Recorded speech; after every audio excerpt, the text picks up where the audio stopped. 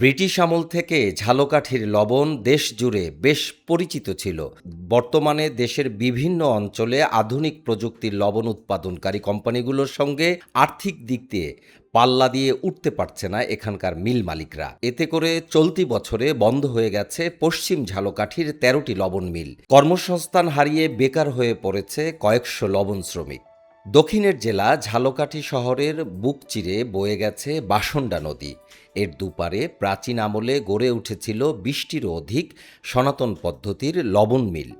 নৌপথে যোগাযোগ ব্যবস্থা সুগম হওয়ায় এখানকার লবণ ব্যবসার প্রসার ঘটেছিল পাকিস্তান আমলে।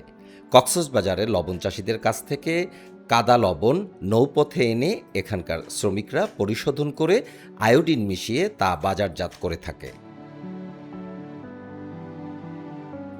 ঝালকাঠির এই শিল্পে জড়িত বণিকরা প্রয়োজন মতো ব্যাংক ঋণ সুবিধা না পাওয়ায় মিলগুলোর আধুনিকায়ন করতে পারছে না।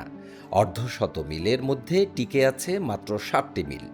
বন্ধ হয়ে গেছে অন্তত আরও 13টি মিল। আমরা আগে যখন কাজ করছি দীর্ঘ 15-20 বছর আগে, তখন মিল ছিল বেশি, কাজও বেশি ছিল। অনেক মিলে আমরা কাজ করছি, এটা কম হয়েছে আর একটা কেজি করতে পারছি। এখন আগের তুলনায় অনেক মিল কমিয়ে গেছে। ব্রিটিশ আমল থেকে ঝালকাঠির লবণ বৃহত্তর ফরিদপুর, খুলনা, রাজশাহী, বরগুনা, ভোলা, যশোর, সাতক্ষীরা, কুষ্টিয়া ও নারায়ণগঞ্জ সহ দেশের বিভিন্ন স্থানে লবণ সরবরাহ করা হতো। লবণ উৎপাদনের জন্য ব্যবসা বাণিজ্যের কেন্দ্র হিসেবে গড়ে ওঠে এ জেলা। আর এ কারণেই ঝালকাঠিকে বলা হতো দ্বিতীয় কলকাতা। বর্তমানে দেশের বড় বড় কোম্পানির সোডিয়াম লবণ প্রতি কেজি 40 থেকে 45 টাকা দরে বিক্রি করা হলেও দেশীয় পদ্ধতিতে উৎপাদিত ঝালকাঠির লবণ প্রতি কেজি 25 টাকা দরে বিক্রি করা হচ্ছে, যা ক্রেতাদের ক্রয়সীমার মধ্যে।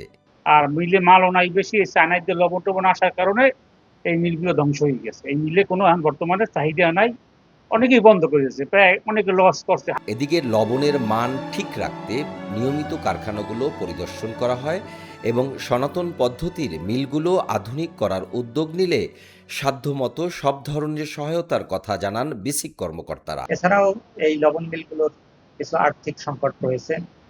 ব্যাংক, বীমা প্রতিষ্ঠানগুলো যদি এই লবণ মিলগুলোর উপরে ইনভেস্ট করে, তাহলে আশা করছি যে এই লবণ মিলগুলো টিকে থাকতে পারবে। ঝালকাঠির লবণ শিল্পের সঙ্গে জড়িত আছেন প্রায় ২,০০০ শ্রমিক। সরকারি প্রণোদনার পাশাপাশি আধুনিক প্রযুক্তির সংমিশ্রণ ঘটাতে পারলে এই শিল্পের বিকাশ ঘটবে বলে বিশ্বাস করেন স্থানীয় লবণ ব্যবসায়ীরা। রিয়াদ খান, আয়না টেলিভিশন।